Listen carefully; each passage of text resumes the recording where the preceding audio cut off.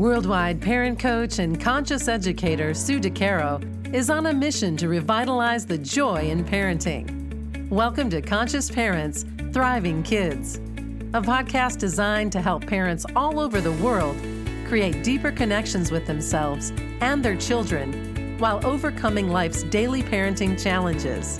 Listen in if you want to bring more laughter, love, and enjoyment to your home life.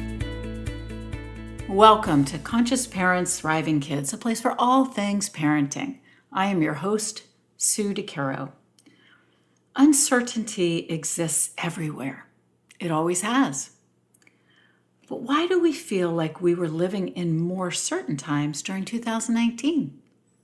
Was it because the world was open, we could mingle and socialize, go to restaurants, stores, and travel freely without thought? Was it because we felt like we had autonomy over our own lives? But life is full of uncertainty. The art is learning how to live with it. Uncertainty has always been a strong antecedent of anxiety. No one really likes uncertainty. Uncertainty is a strange and uncomfortable feeling when you realize that you do not know what lies ahead of you. The control you thought you had over yourself and your future suddenly vanishes. This creates a feeling of stress, anxiety, and perhaps discomfort. We become so much more aware of the gravity of this situation in the world because we feel powerless. We are not living in a time of certainty. We don't know what tomorrow will look like. However, as humans, we have a strong need to know, or perhaps we have been conditioned to think that this is the way, in a state of certainty. However, it has never been the way at all. Life has always had many elements of uncertainty. To start, we don't ever know that we will even wake up tomorrow. What if today is our last day on earth? Should we live it differently? Perhaps we are going about this thing called life all wrong. Perhaps every day should be lived like it is our last. This moment truly is the only moment that we have any certainty about. Let's live it that way.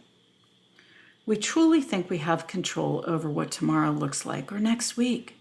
Thinking this way helps many of us to feel more comfortable, perhaps less anxious and more focused. We have a calendar, we schedule, we plan, we block out time. However, we can never be certain of tomorrow, next week, or next year. So here are a few ideas to help you live with uncertainty. Again, keep in mind, uncertainty has always existed. Just feels a little different now, and we're much more aware of it. Agree that it exists and has always existed. That's the first step. Reflect back to times when you were not certain and things worked out. Think about what that uncertainty was about. How were you able to accept it? The more accepting we are of uncertainty that exists in all of our lives, the easier it is to adopt practices that help us meet uncertainty with grace and poise and not feel the anxiety and discomfort. Next, look at what you do have control over in your life. So much of life is out of our control. The only thing we truly have control over is our thoughts and our actions and reactions. The rest of the world, people, choices, and thoughts are outside of our control. So start to look at what you actually do have control of. Think of it each and every day, because it's very little, and it really just revolves around our inner self, our thoughts, our reactions, our actions. Also, be mindful of your thoughts. When your thoughts drift into worry, anxiety, need for certainty, be sure to address them. That's the time to have some inner dialogue to help you bring more comfort to yourself. What do you know about certainty? How will you move forward? What can you control? These are important questions to ask ourselves over and over again to provoke moment-to-moment living and bring ourselves back to just the present moment, which is all we really know about.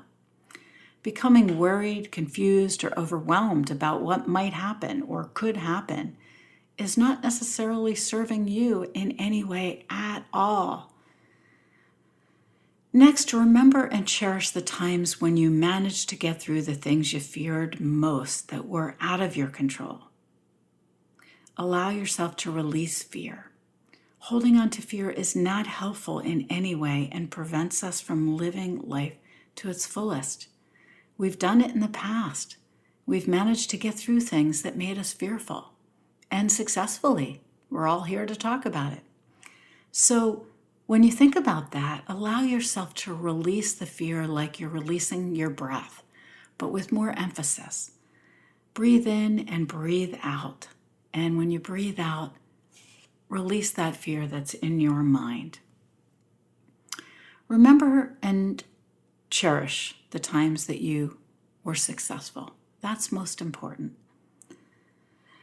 Also, surrounding yourself with a supportive community of like-minded individuals, people who are not living in this moment-to-moment fear, people who are managing the world of uncertainty in a way that serves them by not getting into that world of fear and that world of anxiety that it can create. Surround yourself with supportive people who are really trying to live in the moment as best they can.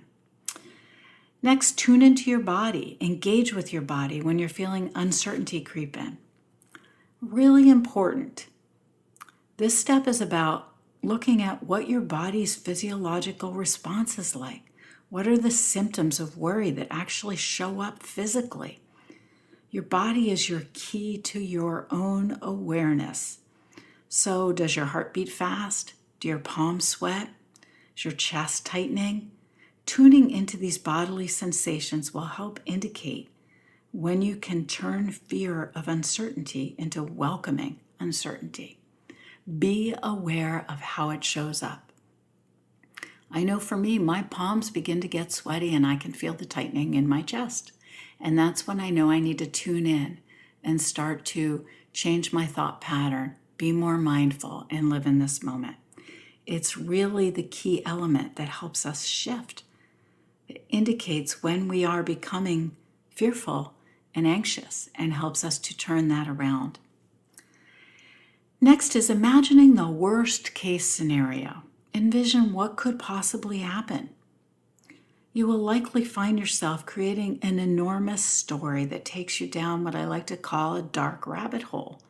Our mind can be our greatest enemy. But after a few moments of this, open your eyes and see that you are here, not there, not in that dark hole, that dark rabbit hole, the story that you've created. Amidst this story, although all possible, we ultimately know nothing is certain or bound to happen. We've just created this from a place of fear.